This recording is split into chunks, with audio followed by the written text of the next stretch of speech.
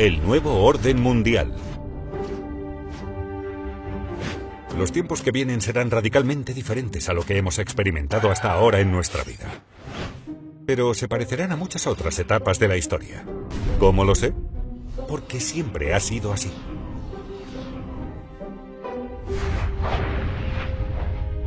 A lo largo de mis aproximadamente 50 años de inversión macroeconómica global, he aprendido por las malas que los acontecimientos más importantes que me sorprendieron lo hicieron porque nunca habían sucedido antes en mi vida.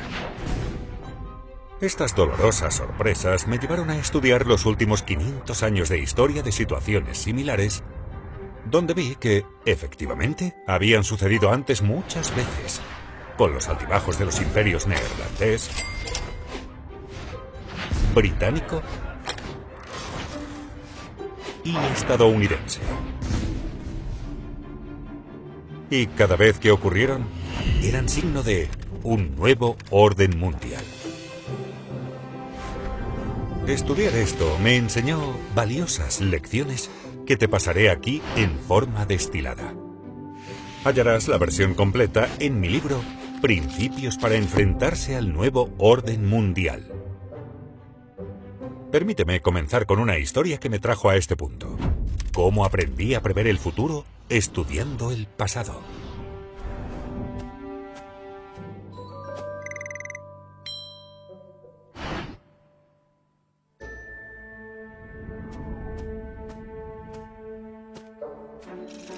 En 1971, cuando era un joven empleado en el piso de la Bolsa de Valores de Nueva York, a Estados Unidos se le terminó el dinero y no cumplió con sus deudas. Así es, Estados Unidos se quedó sin dinero. ¿Cómo? Bien, en ese entonces el oro era el dinero utilizado en las transacciones entre países. El papel moneda o billetes, como el dólar, era como los cheques de un talonario, en el sentido de que no tenía otro valor fuera de que se podía canjear por oro, que era el dinero real. En aquel momento, Estados Unidos gastaba mucho más dinero del que ganaba, y dando mucho más de esos cheques de papel moneda que el oro que tenía en el banco para canjear por ellos. Como la gente llevaba estos cheques al banco para obtener dinero de oro, la cantidad de oro en los Estados Unidos había disminuido. Pronto se hizo evidente que Estados Unidos no podía cumplir sus promesas por todo el papel moneda existente. Por lo cual, quienes tenían dólares se apresuraban a canjearlos antes de que se acabara el oro. Reconociendo que a Estados Unidos se le agotaría el dinero real, el domingo 15 de agosto por la noche, el presidente Nixon apareció en la televisión para decirle al mundo que Estados Unidos quebraba su promesa de permitir a la gente canjear sus dólares por oro. Por supuesto, no lo dijo así. Lo dijo más diplomáticamente, sin dejar claro que Estados Unidos estaba incumpliendo. La fuerza de la divisa de una nación se basa en la fuerza de la economía de esa nación, y la economía estadounidense es con mucho la más fuerte del mundo. En consecuencia, he dado instrucciones al secretario del Tesoro para que adopte las medidas necesarias para defender al dólar contra los especuladores. He ordenado al secretario Connally suspender temporalmente la convertibilidad del dólar en oro u otros activos de reserva, salvo en los montos y condiciones que se determinen en interés de la estabilidad monetaria y en el mejor interés de los Estados Unidos. Miraba con asombro, comprendiendo que se terminaba el dinero tal como lo entendíamos. Vaya crisis. Esperaba que el mercado de valores se desplomara al día siguiente. Así que llegué temprano al piso de la bolsa para prepararme. Cuando sonó la campana de apertura, estalló el pandemonio. Pero no como lo esperaba. El mercado estaba al alza. Bien en alza. Y continuó así hasta subir casi el 25%. Eso me sorprendió, porque nunca antes había experimentado una devaluación de la moneda. Cuando hurgué en la historia, descubrí que exactamente lo mismo sucedió en 1933. Y tuvo exactamente el mismo efecto. También entonces los dólares de papel estaban vinculados al oro, que a Estados Unidos se le estaba terminando porque gastaba más cheques de dinero de papel del oro que tenía por el cual canjearlos. Y el presidente Roosevelt anunció por la radio que quebraría la promesa del país de canjear dólares por oro. Fue entonces cuando emití la proclamación que establecía el feriado bancario nacional. Y este fue el primer paso en la reconstrucción por parte del gobierno de nuestra estructura financiera y económica. El segundo paso, el jueves pasado, fue la legislación aprobada rápida y patrióticamente por el Congreso, confirmando mi proclamación y ampliando mis poderes, haciéndola posible en vista de la necesidad de tiempo para prorrogar el feriado y levantar la limitación de ese feriado gradualmente en los próximos días. Esta ley también otorgó la autoridad para desarrollar un programa.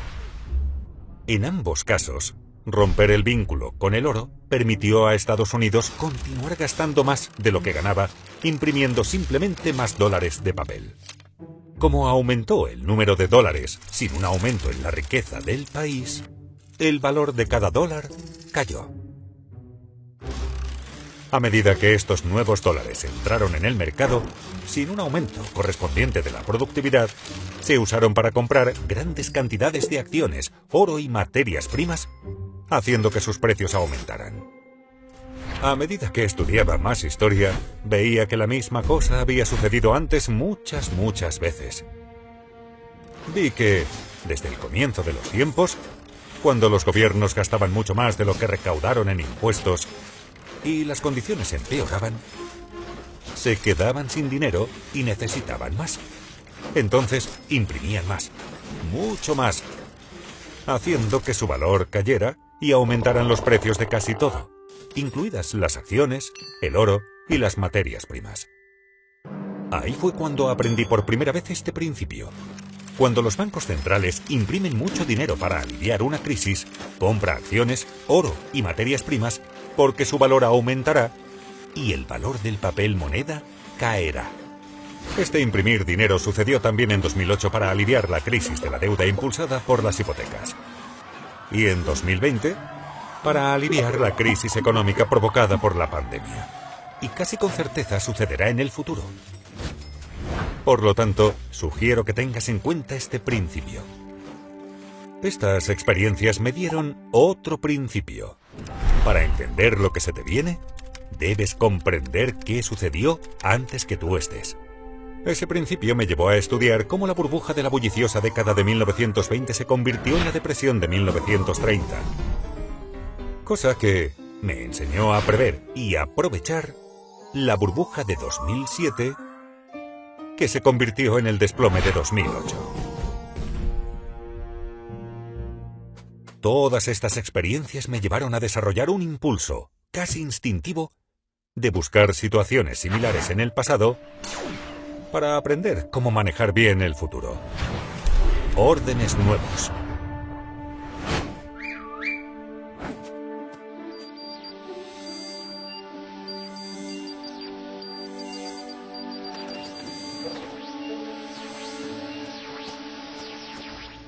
En los últimos años, 3 grandes cosas que no habían sucedido durante mi vida me llevaron a hacer este estudio. En primer lugar, algunos países no tenían dinero suficiente para pagar sus deudas, incluso después de bajar las tasas de interés al 0%. De modo que sus bancos centrales comenzaron a imprimir mucho dinero para hacerlo.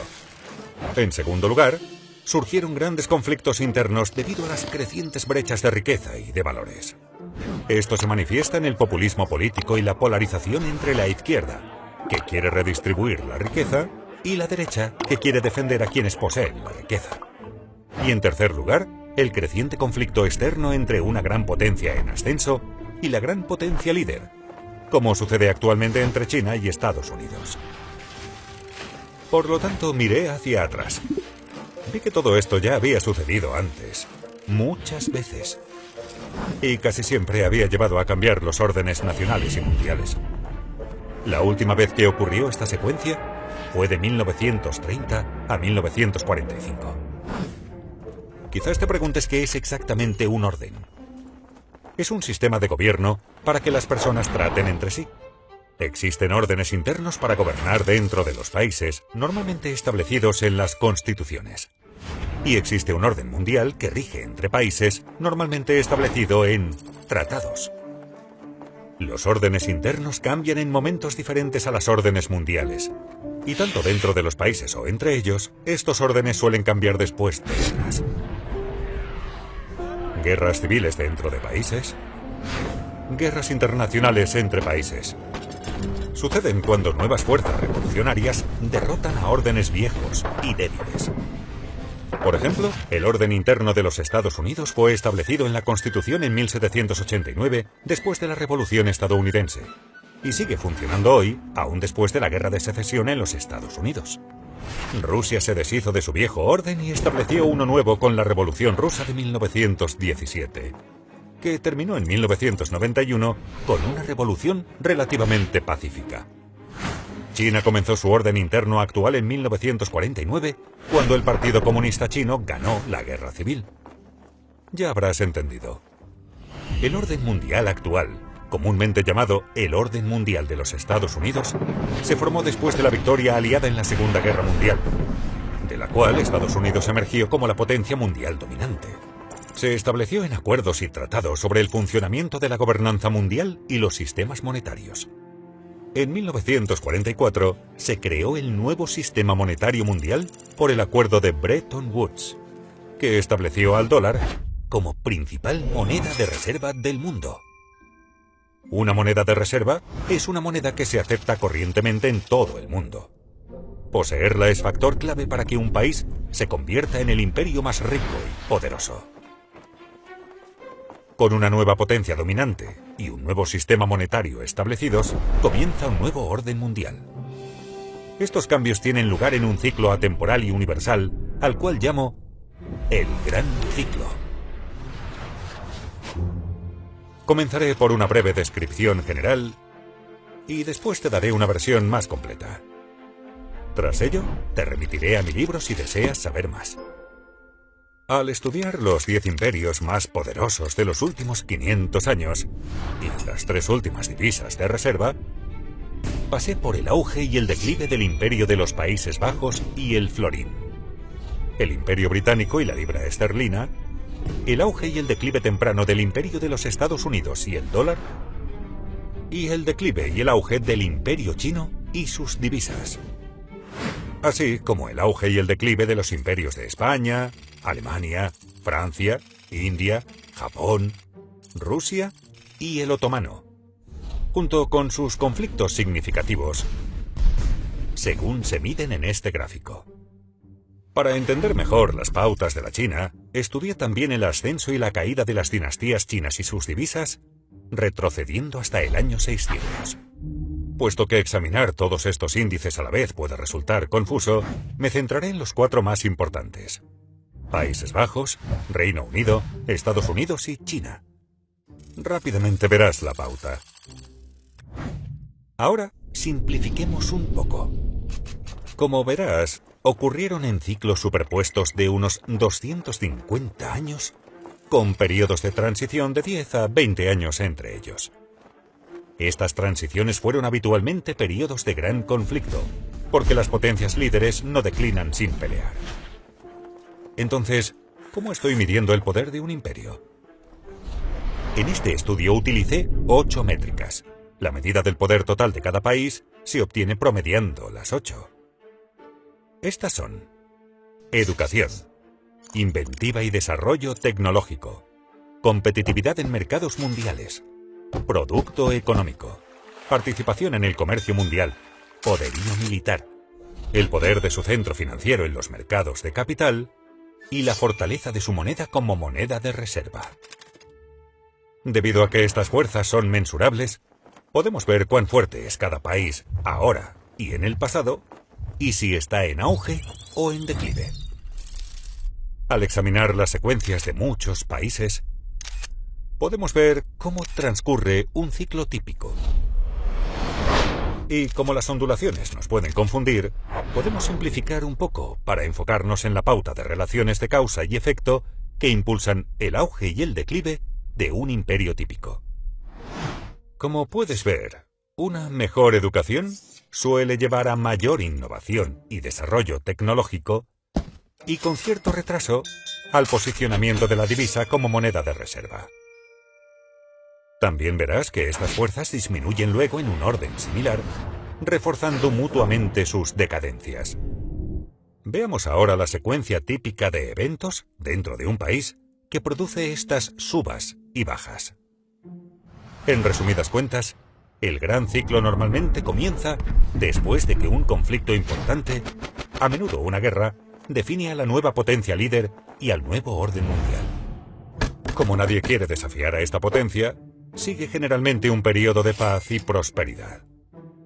A medida que la gente se acostumbra a esta paz y prosperidad, apuesta cada vez más a que continuará y pide prestado dinero para hacerlo, lo cual finalmente lleva a una burbuja financiera.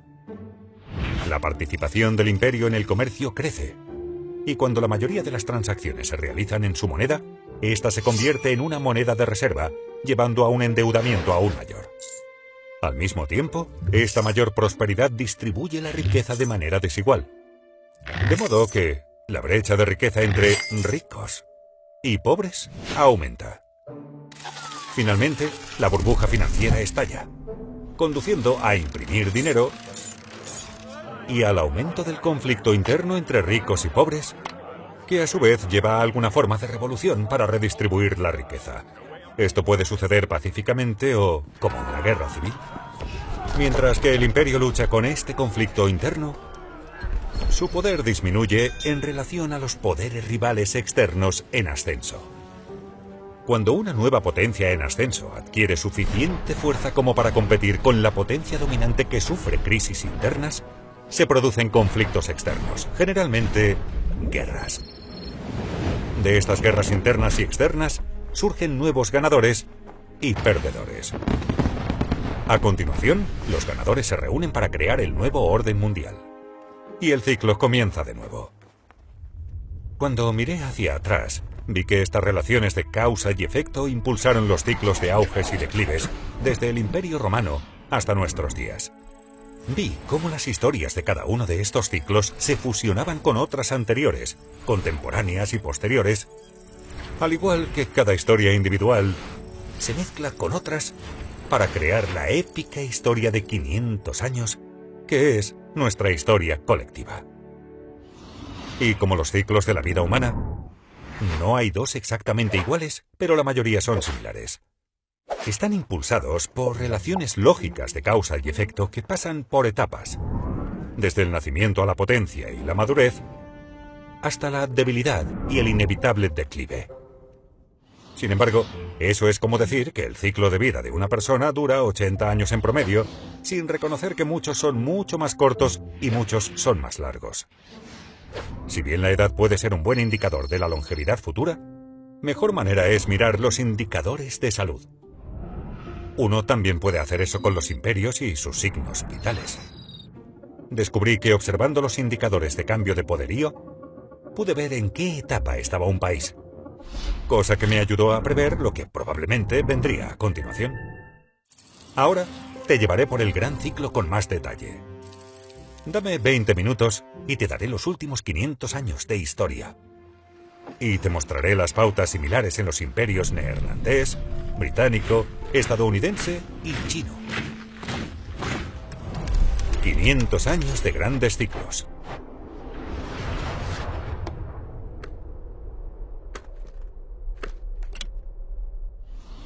Voy a describir el ciclo típico dividiéndolo en 3 fases: auge, cima y declive.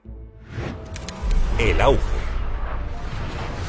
Los nuevos órdenes emergentes, tanto internos como externos, suelen ser iniciados por poderosos líderes revolucionarios que hacen 4 cosas. En primer lugar, alcanzan el poder obteniendo más apoyo que la oposición. En segundo lugar, consolidan el poder convirtiendo, debilitando o eliminando a la oposición para que no se interponga en su camino. En tercer lugar, establecen sistemas e instituciones que hacen que el país funcione bien. Y cuarto, escogen bien a sus sucesores o crean sistemas que lo hacen, porque un gran imperio requiere muchos grandes líderes a lo largo de varias generaciones. En esta etapa, poco después de ganar la lucha, hay generalmente un periodo de paz y prosperidad creciente porque el liderazgo es claramente dominante y tiene amplio apoyo, por lo cual nadie quiere combatirlo. Durante esta fase, los líderes del país deben diseñar un sistema excelente para aumentar la riqueza y el poder del país. En primer lugar, para ser grandes deben tener una educación fuerte, que no es solo enseñar conocimientos y destrezas, sino que también fortaleza de carácter, civismo y ética de trabajo. Estos se enseñan usualmente en la familia, las escuelas y las instituciones religiosas. Así se proporciona un respeto saludable por las reglas y las leyes, el orden dentro de la sociedad, la corrupción baja y los capacita para unirse para un propósito común y trabajar bien juntos. A medida que lo hacen, cada vez cambian más de producir productos básicos a innovación e invención de nuevas tecnologías. Por ejemplo, los neerlandeses avanzaron hasta derrotar al imperio de los Austrias, Habsburgo, y se tornaron magníficamente educados. Se hicieron tan inventivos que desarrollaron una cuarta parte de todas las invenciones más importantes del mundo. Las más importantes de ellas fueron los barcos, capaces de viajar por todo el mundo para recoger grandes riquezas, y el capitalismo, tal como lo conocemos hoy en día, para financiar esos viajes. Ellos, como todos los imperios líderes, mejoraron su pensamiento al abrirse al mejor pensamiento del mundo. Como resultado, el pueblo y el país se vuelven más productivos y más competitivos en los mercados mundiales, cosa que se manifiesta en su producción económica creciente y en el aumento de su participación en el comercio mundial. Puedes ver esto sucediendo ahora, ya que Estados Unidos y China son aproximadamente comparables tanto en sus productos económicos como en su participación en el comercio mundial. A medida que los países comercian más globalmente, deben proteger sus rutas comerciales y sus intereses en el extranjero contra ataques, por lo cual desarrollan un gran poderío militar. Si se ejecuta correctamente, este ciclo virtuoso conduce a un fuerte crecimiento de los ingresos, que puede utilizarse para financiar inversiones en educación, infraestructura e investigación y desarrollo. También deben desarrollar sistemas para incentivar y empoderar a quienes tienen la capacidad de generar o de tomar riqueza. En todos estos casos, los imperios más exitosos utilizaron un enfoque capitalista para desarrollar emprendedores productivos. Aún China, dirigida por el Partido Comunista Chino, utilizó una forma de este enfoque capitalista.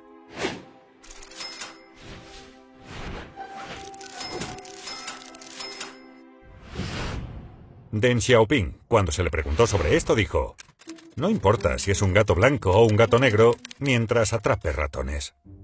Y también es glorioso ser rico". Para hacerlo bien, deben desarrollar sus mercados de capitales. Lo más importante, sus mercados de crédito, bonos y acciones. Esto permite a la gente convertir sus ahorros en inversiones para financiar la invención y el desarrollo y compartir los éxitos de quienes hacen suceder cosas maravillosas. Los neerlandeses crearon la primera compañía cotizada en bolsa, la Compañía Holandesa de la India Oriental, y el primer mercado de valores en financiarla, que fueron partes integrales del sistema que produjo enorme riqueza y poder. Como consecuencia natural, los imperios más grandes desarrollan los principales centros financieros del mundo para atraer y distribuir el capital mundial. Ámsterdam fue el centro financiero mundial durante la primacía de los Países Bajos. Londres, cuando los británicos estaban en la cima. Nueva York lo es ahora, y China está desarrollando rápidamente sus centros financieros. Y lo más importante, los capitalistas, el gobierno y los militares deben trabajar juntos. Los neerlandeses no solo trabajaron bien juntos, sino que eran una misma cosa. El gobierno concedió un monopolio comercial a la Compañía Neerlandesa de la India Oriental, la cual tenía su propia fuerza militar autorizada oficialmente para salir a los mercados globales para crear y tomar riqueza. Los británicos los siguieron con la Compañía Británica de las Indias Orientales, con una coordinación similar de sus operaciones gubernamentales, comerciales y militares. El complejo industrial militar estadounidense siguió su ejemplo, al igual que el sistema chino actual.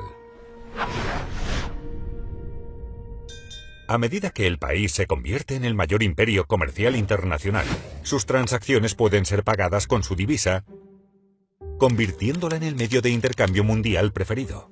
Y como su moneda es tan ampliamente aceptada y utilizada con frecuencia, la gente de todo el mundo quiere ahorrar en ella, convirtiéndola en el depósito de valor preferido. Y por lo tanto, la principal moneda de reserva del mundo. El florín fue la principal moneda de reserva del mundo cuando los neerlandeses lideraban el comercio mundial. La libra lo fue durante el liderazgo británico y el dólar lo es desde que comenzó el liderazgo de Estados Unidos. Naturalmente, la divisa china se está utilizando cada vez más como moneda de reserva. Tener una moneda de reserva permite al imperio tomar prestado más que otros países. Esa ventaja es enorme. Piénsalo. La gente de todo el mundo está ansiosa por ahorrar y, por lo tanto, prestar su divisa de vuelta al imperio. Los países sin una moneda de reserva no tienen eso. Y cuando al imperio se le termina su propio dinero, ¿recuerdas a los Estados Unidos en 1971? Siempre puede imprimir más. El privilegio exorbitante que otorga la moneda de reserva del imperio lleva a aumentar el endeudamiento y al inicio de una burbuja financiera. Esta serie de relaciones de causa y efecto que llevan a tener poderíos financieros, políticos y militares que se apoyan mutuamente, reforzadas por el poder de endeudamiento de una moneda de reserva, vienen juntas desde que se registra la historia. Todo imperio que se convirtió en el más poderoso del mundo siguió este camino a la cima.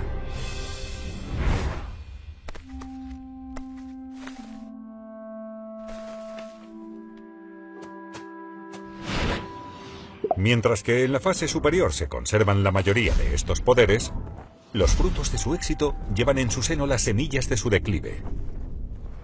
Como regla general, a medida que los habitantes de estos países ricos y poderosos ganan más, se tornan más caros y menos competitivos en comparación con los de otros países dispuestos a trabajar por menos.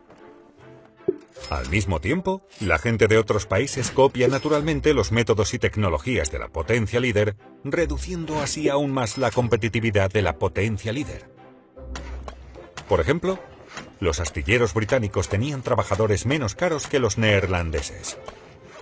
Así, contrataron a diseñadores neerlandeses para diseñar mejores barcos construidos por trabajadores británicos menos costosos, haciéndolos más competitivos, lo que llevó a los británicos a ascender y a los neerlandeses a declinar. Además, a medida que la gente enriquece, tiende a no trabajar tan duro. Disfruta de más tiempo libre, buscan las cosas mejores y menos productivas de la vida, y al llegar al extremo se tornan decadentes. Los valores cambian de generación en generación durante el ascenso a la cima, desde quienes tuvieron que luchar para lograr riqueza y poder, hasta aquellos que la heredaron. Están menos curtidos en la lucha, plenos de lujos y acostumbrados a la vida fácil, lo cual los hace más vulnerables a los desafíos. La edad dorada del imperio neerlandés.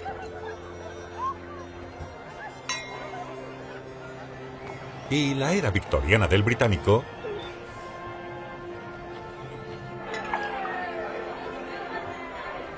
fueron períodos de gran prosperidad como este. A medida que las personas se acostumbran a que les vaya bien, apuestan cada vez más a que los buenos tiempos continúen y se endeudan para hacer esa apuesta, lo que genera burbujas financieras. Naturalmente, las ganancias financieras se obtienen de manera desigual y las brechas de riqueza se ensanchan. Las brechas de riqueza se refuerzan a sí mismas, porque los ricos usan sus mayores recursos para expandir sus poderes. Por ejemplo, otorgan mayores privilegios a sus hijos, como por ejemplo el acceso a una mejor educación, e influyen en el sistema político en su beneficio. Esto genera las brechas en los valores, las políticas y en las oportunidades para el desarrollo entre los ricos, los que tienen, y los pobres, los que no tienen. Los menos acomodados sienten que el sistema es injusto, por lo que aumenta el resentimiento. Pero mientras el nivel de vida de la mayoría de las personas sigue aumentando, estas brechas y resentimientos no se traducen en conflictos. Tener la moneda de reserva del mundo conduce inevitablemente a endeudarse excesivamente y contribuye a que el país acumule grandes deudas con prestamistas extranjeros. Si bien esto aumenta el poder adquisitivo a corto plazo, a largo plazo debilita la salud financiera del país y la moneda. En otras palabras, cuando el endeudamiento y el gasto son fuertes, el imperio parece muy fuerte. Pero de hecho, sus finanzas se están debilitando. El endeudamiento sustenta el poderío del país más allá de su basamento real, al financiar tanto el excesivo consumo interno como los conflictos militares internacionales necesarios para mantener el imperio. Inevitablemente, los costes de mantener y defender el imperio superan los ingresos que aportan, por lo cual, tener un imperio deja de ser rentable. Por ejemplo, el imperio neerlandés se extendió excesivamente por todo el mundo y libró, una tras otra, guerras cada vez más caras contra los británicos y otras potencias europeas para proteger su territorio y sus rutas comerciales. De manera similar, el imperio británico se tornó un aparato masivo y burocrático y perdió sus ventajas competitivas a medida que las potencias rivales, en particular Alemania, levantaron vuelo, conduciendo a una carrera armamentista cada vez más cara y a una guerra mundial. Estados Unidos ha gastado unos 8 billones de dólares en guerras extranjeras y sus consecuencias desde el 11S. Y billones más en otras operaciones militares y en mantener bases militares en 70 países. Y todavía no gasta lo suficiente para mantener su competencia militar con China en la zona que la circunda. En este ciclo, los países más ricos eventualmente se endeudan cada vez más al tomar prestado de países más pobres que ahorran más, una de las primeras señales de una transferencia de riqueza y poderío. Esto comenzó en Estados Unidos en la década de 1980, cuando tenía un ingreso per cápita 40 veces mayor que el de China, y comenzó a pedir prestado a los chinos que querían ahorrar en dólares, porque el dólar era la moneda de reserva del mundo. Análogamente, el Reino Unido tomó mucho dinero prestado de sus colonias, mucho más pobres, y los neerlandeses hicieron lo mismo en su cima. Si al imperio se le comienzan a agotar los nuevos prestamistas, aquellos que tienen su moneda comienzan a tratar de vender y salir en lugar de comprar, ahorrar, prestar y entrar.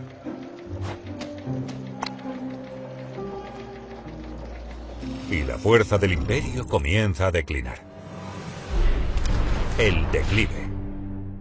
El declive proviene de la debilidad económica interna sumada a la lucha interna, o de costosas luchas externas, o ambas cosas. Habitualmente el declive es gradual y luego muy abrupto. Cuando las deudas llegan a ser muy grandes y hay una recesión económica y el imperio ya no puede pedir prestado el dinero necesario para pagar sus deudas, estalla la burbuja financiera. Esto crea grandes dificultades internas y obliga al país a elegir entre incumplir con sus deudas o imprimir un montón de dinero nuevo. Siempre opta por imprimir un montón de dinero nuevo. Al principio, gradualmente, y finalmente en forma masiva.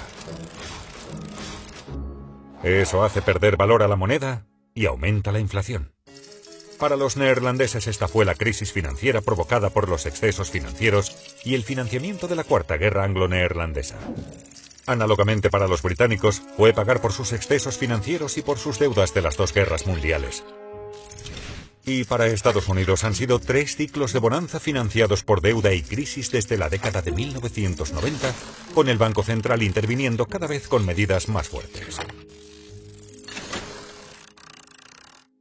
Cuando el gobierno tiene problemas para financiarse a sí mismo, cuando hay malas condiciones económicas y los niveles de vida de la mayoría de la gente están disminuyendo, y hay grandes brechas de riqueza, de valores y políticas, los conflictos internos entre los ricos y los pobres, así como los diferentes grupos étnicos, religiosos y raciales, aumentan considerablemente.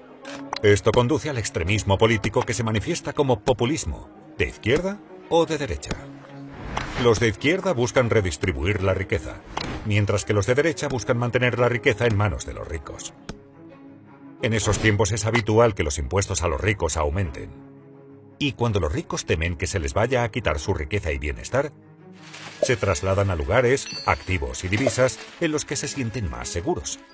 Estos flujos salientes reducen los ingresos fiscales del imperio, conduciendo a un proceso clásico de ahuecamiento que se refuerza a sí mismo. Cuando la fuga de riqueza se torna lo suficientemente grave, los gobiernos la proscriben. Los que buscan salir comienzan a entrar en pánico. Estas condiciones turbulentas socavan la productividad, lo cual reduce la torta económica y causa más conflictos sobre cómo dividir los recursos en disminución.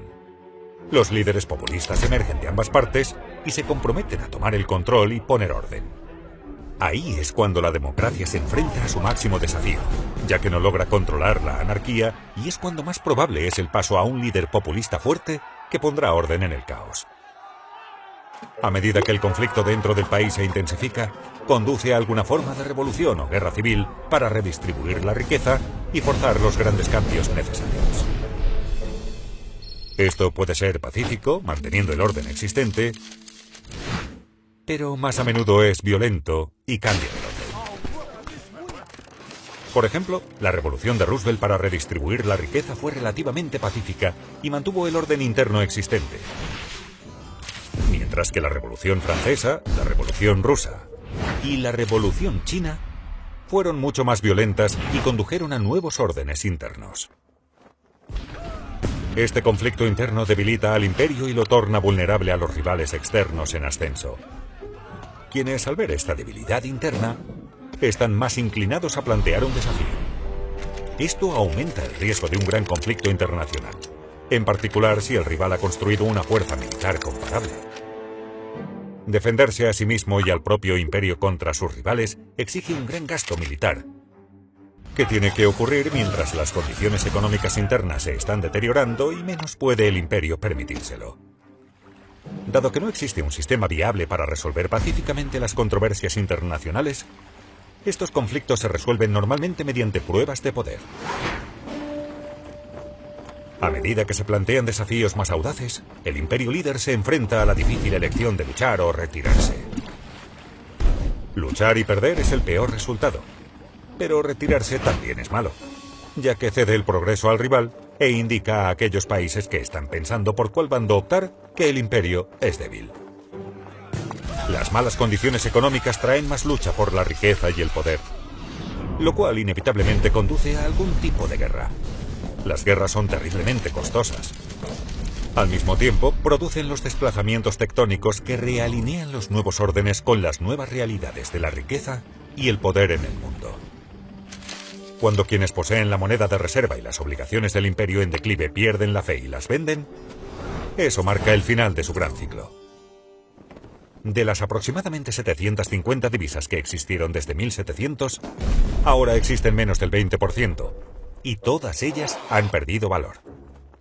Para los neerlandeses esto sucedió después de su derrota en la Cuarta Guerra Anglo-Neerlandesa, cuando no pudieron pagar las deudas masivas que habían acumulado durante la misma. Esto llevó a que muchos corran al Banco de Ámsterdam y a una venta desesperada, forzando la impresión masiva de dinero que devaluó la moneda y al imperio hasta la irrelevancia. En el caso de los británicos, esto sucedió después de la Segunda Guerra Mundial, cuando, a pesar de su victoria, no pudieron pagar las enormes deudas que habían contraído para financiar su esfuerzo bélico. Esto condujo a una serie de impresiones de dinero, devaluaciones y ventas de la libra esterlina, mientras Estados Unidos y el dólar emergían dominantes y creaban un nuevo orden mundial. En el momento de esta grabación, Estados Unidos todavía no ha llegado a este punto. Aunque tiene una deuda masiva, gasta más de lo que gana y financia este déficit con más préstamos e imprimiendo enormes cantidades de dinero nuevo, la gran venta de dólares y de deuda en dólares aún no ha comenzado. Y aunque hay grandes conflictos internos y externos que ocurren por todas las razones clásicas, todavía no han cruzado la línea para convertirse en guerras. Eventualmente de estos conflictos, sean violentos o no, surgen nuevos ganadores, que se unen y reestructuran las deudas y los sistemas políticos de los perdedores y establecen el nuevo orden mundial. Entonces, el viejo ciclo y el imperio terminan y el nuevo comienza. Y lo hacen todo de nuevo. Son muchos los detalles que acabo de dar para pintar una imagen de cómo transcurre el típico gran ciclo. Por supuesto, no todos transcurren exactamente así, pero la mayoría lo hace, hasta el punto de que parece que las historias de ascensos y declives siguen siendo esencialmente las mismas. Y lo único que cambia es la ropa que llevan los personajes y las tecnologías que utilizan. Entonces, ¿hacia dónde nos dirigimos?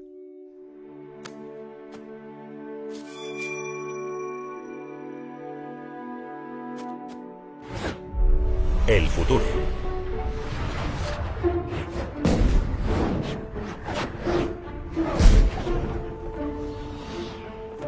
La mayoría de los imperios tiene su tiempo bajo el sol e inevitablemente entran en declive.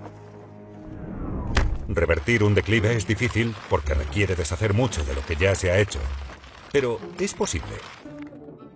Observando estos indicadores, es bastante fácil ver qué fase del gran ciclo transita un imperio, en qué estado se encuentra y si su condición está mejorando o empeorando, lo que puede ayudar a estimar cuántos años le quedan.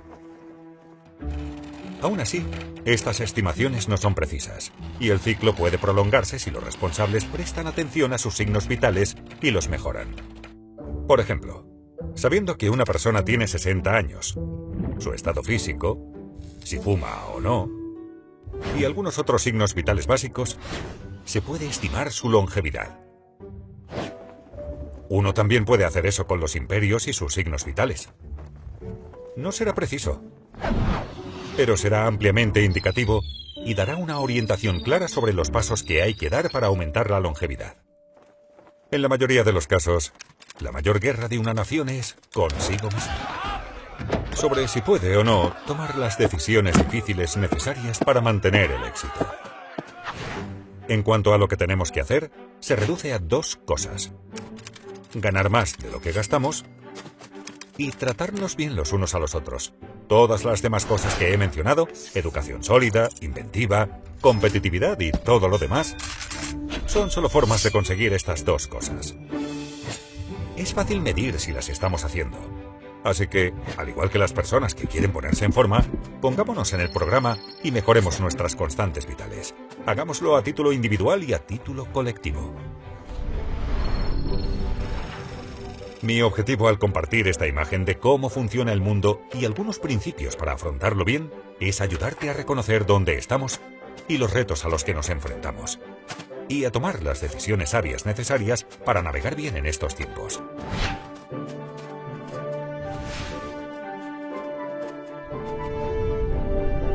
Como hay mucho más que discutir y se nos ha acabado el tiempo, pueden aprender más en mi libro Principios para enfrentarse al nuevo orden mundial. Y espero continuar esta conversación en economicprinciples.org y en las redes sociales. Muchas gracias y que la fuerza de la evolución esté contigo. El nuevo orden mundial.